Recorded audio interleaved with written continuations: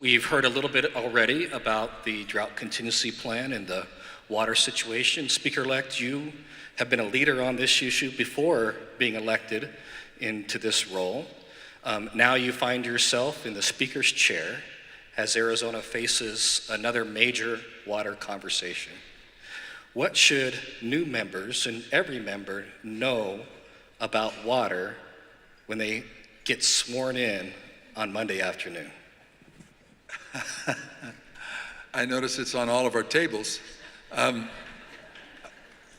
Well, there's some very important things about water. And I think the governor reviewed that it is over-allocated as far as the Colorado River. And one thing I've noticed is that in the Senate, they have a lot of history. There's a lot of folks there that know a lot about water. And I would, to your point about a little older Senate, we have defibrillators now in the House and Senate. And I got a report when we saw the paramedics going to the Senate a couple of days ago. Later they told me they had to defib 5 senators before they found the one with a heart attack. But they're all very wise on water. Are my bills all dead? We have a wonderful opportunity with the DCP. There are some follow-up pieces of legislation that Senator Griffin, now Representative-elect, Griffin and I learned in a foreman after going around the state. And we're grateful for the company that Charlene and her crew have provided as we've traveled, and we've learned a whole lot about water, and we look forward, because I think we're much more up to speed on water, both on the Democratic side and the Republican side. Leader Fernandez, you come from a very important part of the state. What is the Yuma agriculture community telling you about DCP?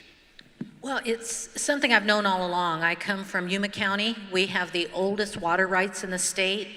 But what I know right now is that it means nothing unless we have a DCP plan in place. I talked to the governor yesterday. He knows how important it is. He knows how important it is to my area. So we just are going to have to put our heads together and start learning more about water. I did travel with Speaker Bowers, and I know that the water issue touches every part of Arizona, and people get angry when you start talking about their water and allocating it, how much you're going to allocate. So I'm anxious to get back on Monday and start working on something about water and get the plan in place by January 31st, because even though the federal government is shut down, that date is set in stone.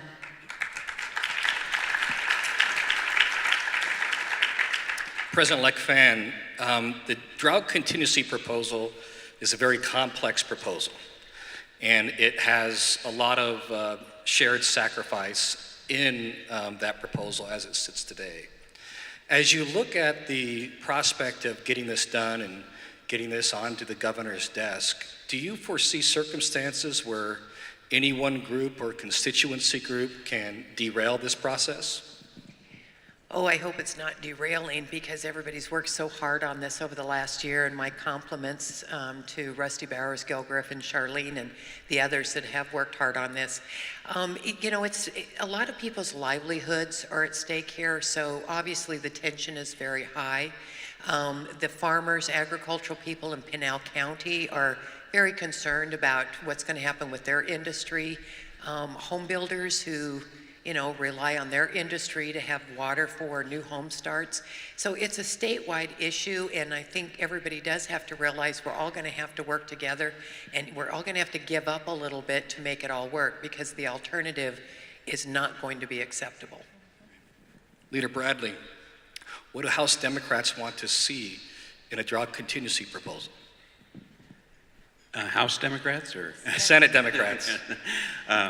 I think Senator Atondo's kind of been our front person on this issue in particular, and she's been attending every meeting that they can possibly attend, and she briefs me in about a 3-minute conversation. She'll use 90 acronyms, and I'll go, "What are you talking about?" And so I'm relying on the information that she's been giving me that that fairness is prevailing. We're getting there.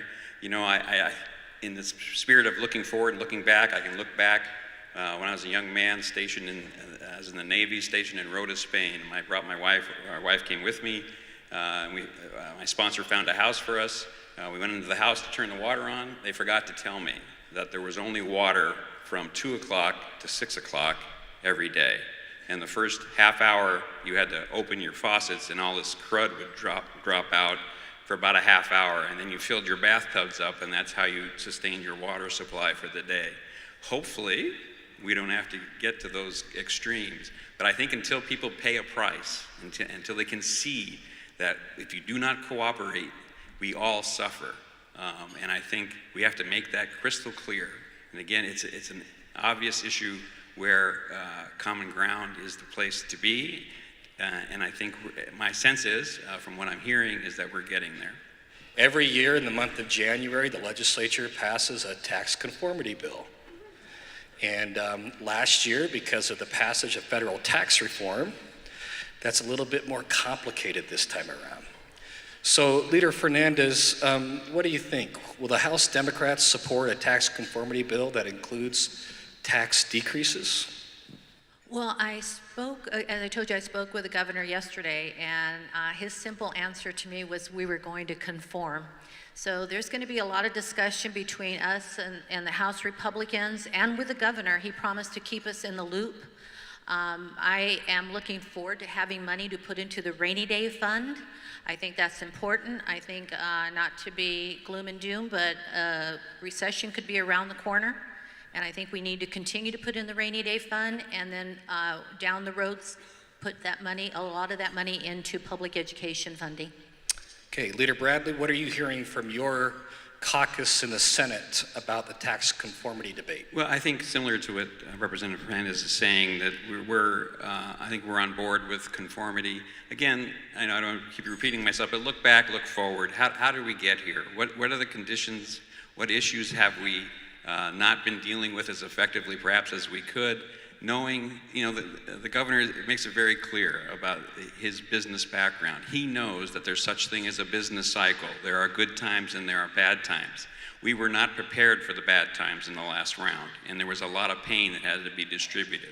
So it stands to reason, looking forward, that we put that money away and we'll assess it. If we don't need it for some reason, if the economy keeps staying as robust as it was, although there's indications that's not going to be the case, then we can make affirmative decisions to rebate that some way.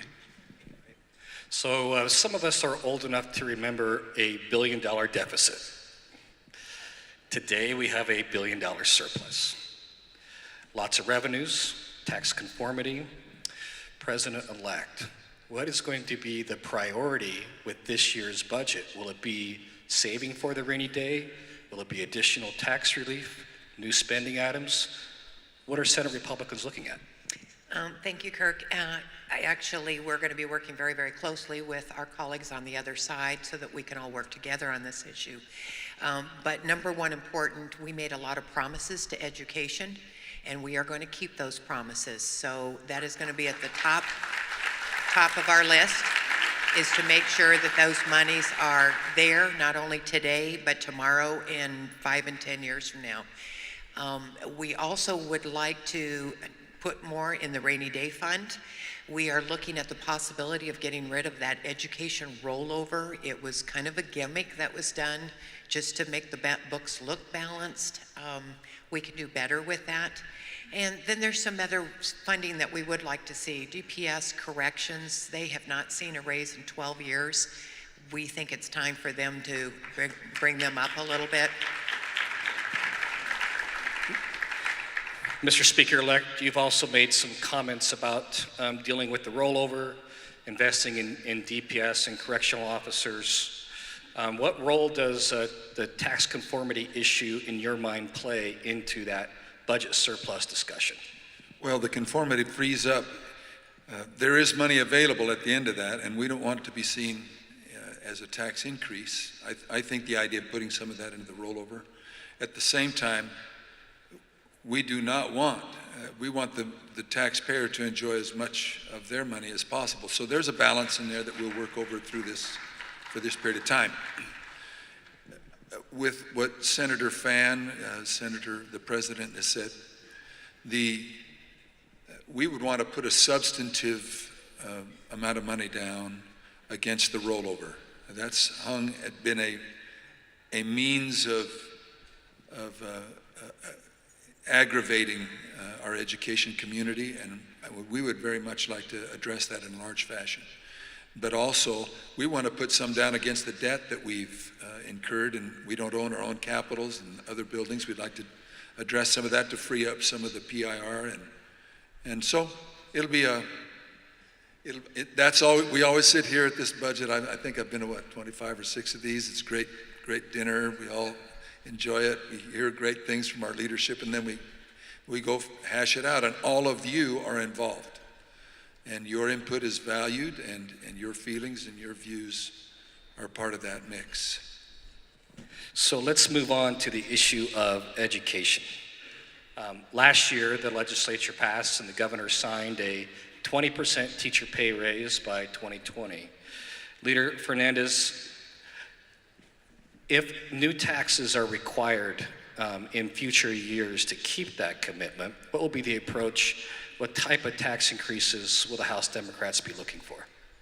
Thank you, Kirk, for that question, but I have to say this. When the teachers came and marched to the state capitol, they were not just demanding a raise for themselves. They wanted support staff to get a raise. They also wanted to make sure their schools were no longer falling apart and that there were resources in the classroom so that every child could succeed. They wanted to see classroom sizes that were less than 31 and 41 in a classroom. So, I mean, we've got to look at this issue holistically. Are we going to have to raise taxes? Are we going to have to look at things where we can cut back on? I think everything is on the table, but it's not just about teacher raises, and it's not just about sustainability for the 20 by 2020. So I'm real concerned about that. You know that my caucus voted no on that budget simply because we knew it wasn't sustainable. And now we're sitting here talking about, what are we going to do to sustain it? I think the discussion is how we're holistically going to fund education. President-elect Fann, 20 by 2020, sustainable, new tax increases to make it happen? Well, we all like to say no new taxes, no more taxes, but if we do conformity, and if we are looking at a recession coming, we better have a plan. We better have a business plan to make sure that money is put away. And if we can't have that money put away, then we better be looking at an alternative resource for it. Nobody likes to pay taxes, but the reality is that we all have to contribute to society. And right now, we've been raiding money out of our HERF funds and some of the other items in water. We're going to be putting $35–40 million towards this water plan. So we better have a business plan moving forward and figure out how we are going to pay for all this. Leader Bradley, the state's taken on this role in the last couple of years. Who should be responsible for teacher pay? State government or school districts? Well, I think ultimately, it is the school districts and having decisions made at the lowest level possible.